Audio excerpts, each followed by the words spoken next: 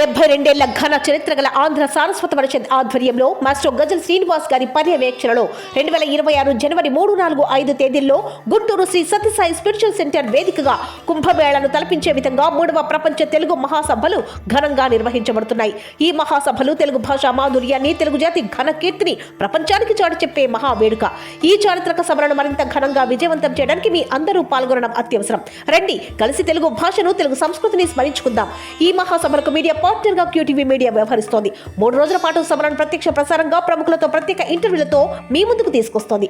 QTV media news, QTV media భక్తి, entertainment, health, education ఛానళ్లలో ఇంటర్వ్యూలు, ప్రకటనల కోసం సంప్రదించాల్సిన ఫోన్ నెంబర్ 9030387333 9494943556. ఇప్పటికే పట్టణాల్లో అద్దెకి ఇల్లు దొరకాలి అంటే గగనం అనే చెప్పుకోవచ్చు. అయితే తాజాగా జరిగిన ఒక ఇన్సిడెంట్ తో ఇప్పుడు అద్దెకి ఇల్లు ఇవ్వాలంటే ఓనర్స్ తో సహా అందరూ భయపడుతున్నటువంటి పరిస్థితి కనిపిస్తుంది.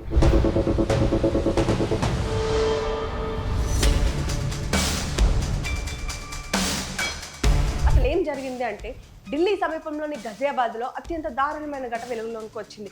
గత 4 నెలలుగా బాకీ పడిన అద్దెను అడిగినందుకు ఓ జంట తమ ఇంటి యజమానిని దారుణంగా హత్య చేశారు. ఆమె మృతదేహాన్ని సూట్ కేసులో పెట్టి తరలించేందుకు ప్రయత్నిస్తుండగా పని మనిషి అప్రమత్తతతో ఈ విషయం వెలుగులోనికి వచ్చింది. గజియాబాద్లోని రాజ్నగర్ ఎక్స్టెన్షన్లోని ఆరా చిన్నేరా రెసిడెన్షియల్ కాంప్లెక్స్లో దీప్సికా శర్మ అనే టీచర్ నివసించేవారు. అదే సొసైటీలో ఆమెకు మరో ఫ్లాట్ కూడా ఉంది. అందులో అజయ్ గుప్తా, ఆకృతి గుప్తా అనే దంపతులు అద్దెకు ఉంటున్నారు. అయితే గత 4 నెలలుగా వారు అద్దె చెల్లించకపోవడంతో దీప్సిక వారిని అడిగేందుకు ఒంటరిగా వారి ఫ్లాట్కు వెళ్లారు. అద్దె విషయంలో దీప్సికకు అద్దెకు ఉంటున్న దంపతులకు మధ్య తీవ్ర వాగ్వాదం జరిగింది. ఈ క్రమంలో ఆ దంపతులు ఆగ్రహంతో ఆమె పైకి వచ్చారు. ఆమె తలపై ప్రెషర్ కుక్కర్తో బలంగా కుట్టారు. ఆ తర్వాత ఆమె మెడకు దుప్పట్టాతో ఉరి బిగించి ప్రాణాలు తీశారు.